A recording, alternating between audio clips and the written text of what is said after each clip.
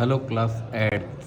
Today we will learn about past continuous tense.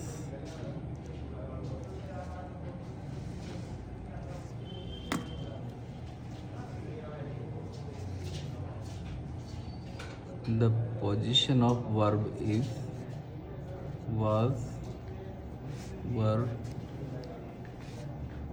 plus verb first plus ing.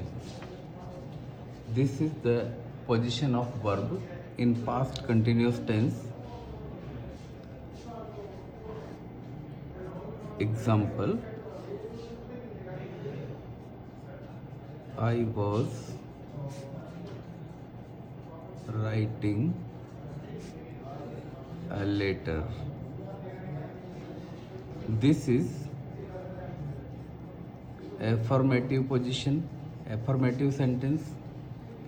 If we want to change this sentence into negative, negative बनाने के लिए हमें सिर्फ helping verb में note मिलाना होता है. I was not writing a letter.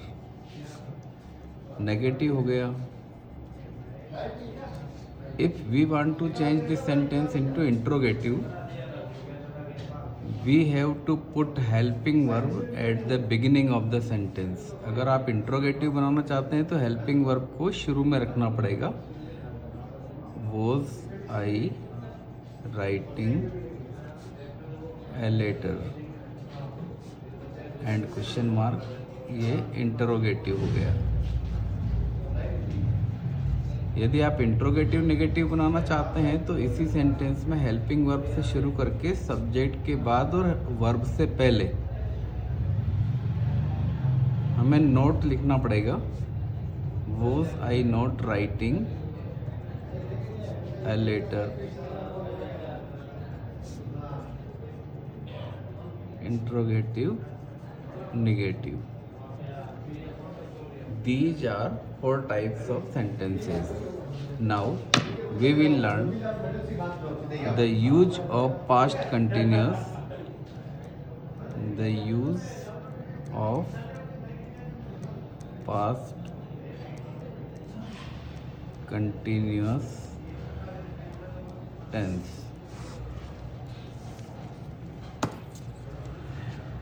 First of all,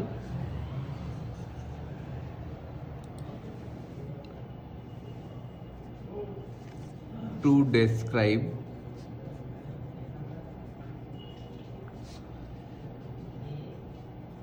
parallel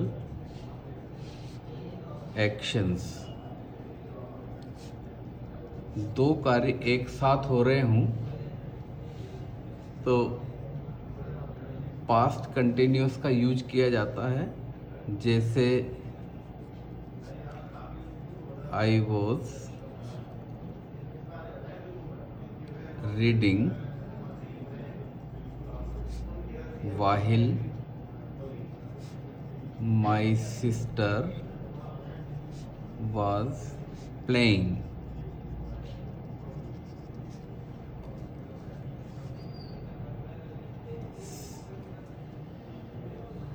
मैं लिख रहा था जबकि मेरी बहन उस समय खेल रही थी. दो पैरेलल एक्शन एक साथ हो रहे हैं तो इस तरह के सेंटेंस में हम पास्ट कंटिन्यूस का यूज कर सकते हैं. जैसे I was studying while my friend was making dinner. जब मैं पढ़ रहा था तो मेरा मित्र है वो खाना पका रहा था. इस तरह के जो पैरेलल सेंटेंस है वहाँ हम पास्ट कंटिन्यूस का यूज करते हैं. टू सेकंड रूल जानते हैं. To describe habitual action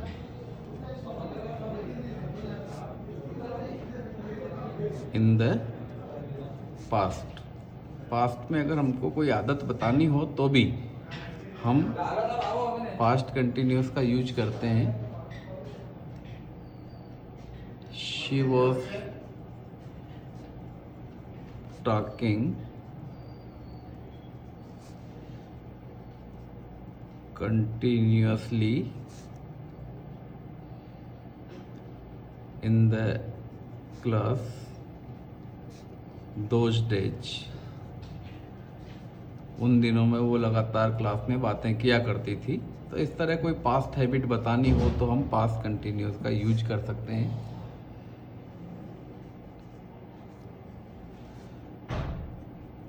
to describe the action which was continuously happening in the past। ऐसे काम को बताने के लिए जो भूतकाल में कंटिन्यूस, पास्ट टेंस में कंटिन्यूसली हो रहा हो। आई वॉज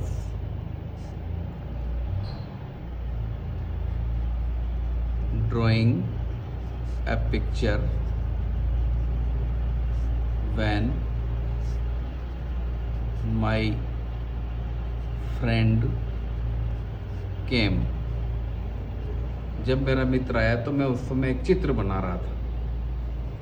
तो these are some uses of past continuous tense.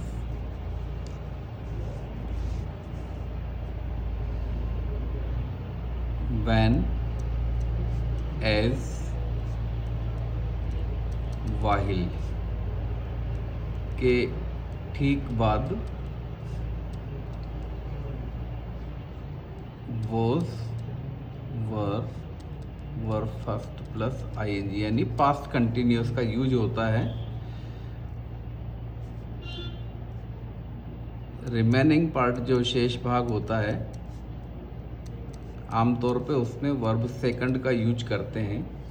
तो ये एक जनरल रूल समझ करके हम इसको याद रखेंगे कि व्हेन, एज और वाहिल इस टेंस में बहुत ज़्यादा यूज होते हैं।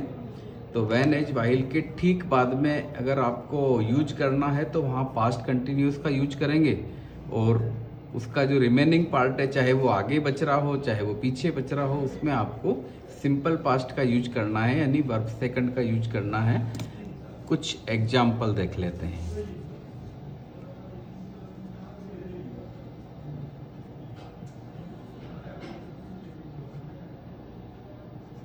As I was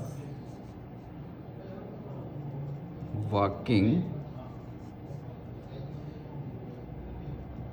in the room, my mother came।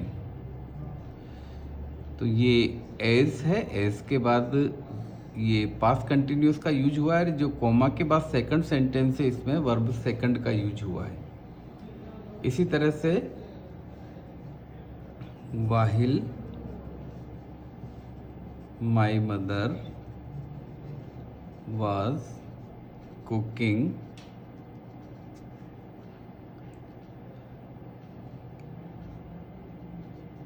I was या आई वेंट आउटसाइड। वाहिल के बाद वाले में तो डेफिनेटली पास्ट कंटिन्यूस ही होता है।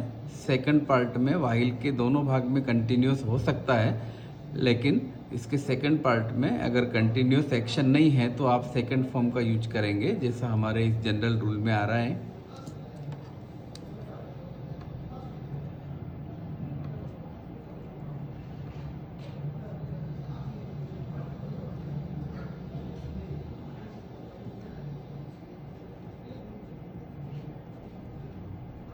When I reached home,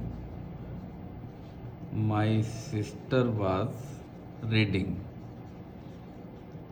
जब मैं घर पहुंचा तो मेरी बहन पढ़ाई कर रही थी, पढ़ रही थी कुछ। तो यहाँ बहन के सेंटेंस में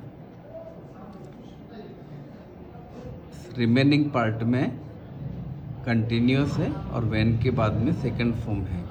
तो हम ये कह सकते हैं कि व्हेन, एज, वाहिल के किसी भी भाग, एक भाग में वाज वर्ब प्लस वर्ब में एनजी होता है, और शेष भाग यानी सेकंड जो सेंटेंस होता है उसके अंदर सिंपल पास्ट होता है, तो इससे भी हमें काफ़ी क्लू मिलता है भरने के लिए। तो हम इसको इस तरह से याद रख सकते हैं कि व्हेन एज व्हाइल के वाक्य में जो एक सेंटेंस होता है उसमें तो कंटिन्यूस पास्ट कंटिन्यूस होता है, और उसके रिमेनिंग जो सेंटेंस होता है उसमें सिंपल पास्ट होता है। और एक्सेप्शन होते हैं हर चीज़ के, क्योंकि ये अदर लैंग्वेज है, ये हमारी लैंग्वेज नहीं है, इसके रूल्स इतने डेफिनेट नहीं हैं। तो ये हमें याद रखने का एक तरीका है। That's all for today.